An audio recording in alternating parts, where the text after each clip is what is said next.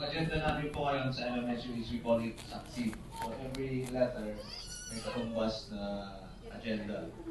For the letter C, that is Customer Comprehensive Community Service. So doon po namin nilalagay lahat ng aming mga initiatives and programs, activities para po makatulong sa pag-improve ng quality of life ng ating mga kakaibigan dito sa Ilocos Norte. Because our main goal really is, yung key term is quality of life. Apay nga uprahin tayo amin dito ako. Kaya tayo, napupintas, di pa nag-get tayo. True, honest, with high integrity na trabaho. So, the university continues to support any idea na pwedeng makadevelop tayo ng mga products that would reach that goal of having a good quality of life.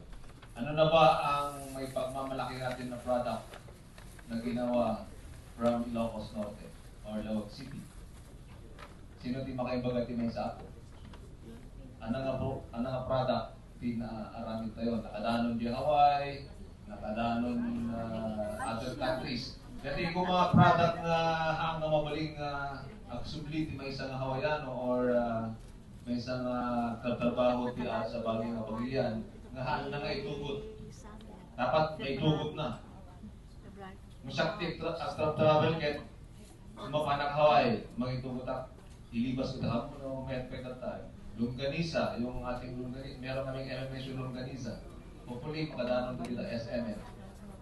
Din kay Nana Rosa ng Cornic or other Cornic. Para kanya, papadamit timas na. Kita Cornic, no naruptanin, kaya damet na mo, sino na marami, basta crunchy na imas. So, yung packaging lang and kailangan natin talaga na ma-establish. Kumbaga, yun ang hinahanap. Like, may kapasukin, dumagas ka lang tayo di bakery da. Biskutso. Biskutso hindi, biskutso pero tata. So, I don't know how they keep the trademark, but we can also help them improve the packaging and everything else. So, MMSU continues to help the community through the LGUs, through the provincial government, and every organization na ang goal ay kumanda ang buhay sa Ilocos Norte. So alam naman natin na Ilocos Norte has the lowest poverty rate. Diba? 0.5% lang. So tayo namin, siyempre, so adaka dito left mo, pambantay, lumakan nila. Adaka dito right mo, taaw, dito makan, nagaget ka. So, dalakit di nagatang mo or kamangalat di marunggay, mayatin. Diba?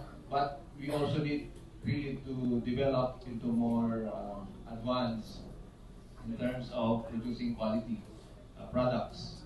Yung malunggay ice cream, malunggay na powdered malunggay, mga ganun, mga garlic.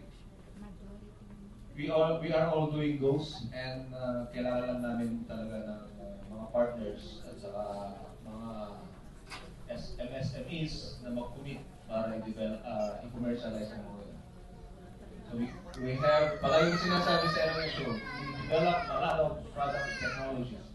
Pero tanongin ko sa kanila kung ano yung mga talagang inadapt na ng community. Medyo may hina pa. So kailangan i-upgrade natin. And I would like to inform everyone that our KISS Park will be a 7.5 hectare area where we can put in innovation hubs para doon. Yung pinupuntahan nyo ngayon na SFT hub, we will expand that into a bigger innovation hub. Hopefully, mag-commence na last quarter of this year because that has been conceptualized 2 years ago.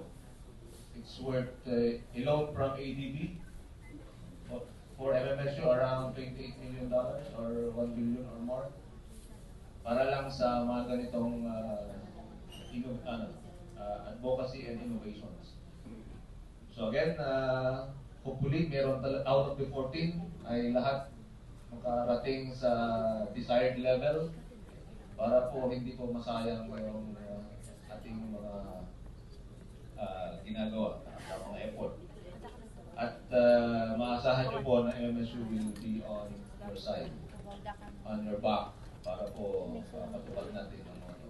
Hindi pwedeng pare-pare lang tayo ngayon. Kailangan natin illegal out. Kailangan may malaman tayong MSME naging bilyonaryo o bilyonaryo. Labanan natin si Elon Musk. Ha? Kumbaga, kailangan may ganun level. Meron akong narinig nun, mga sa Dragon Fruit, si Ma'am Napuntoy, pero nauna na po yata sa namin. Yun, mga ganun. Kailangan may, para meron tayo talagang masabi na may, palagi natin may mention or may example na ito, very successful entrepreneur, and sa tulong ng provincial government, city government, and all stakeholders, narating niya yung level na yun. And yun nga, sino ba ang gustong ayaw maging milyonaryo? Sa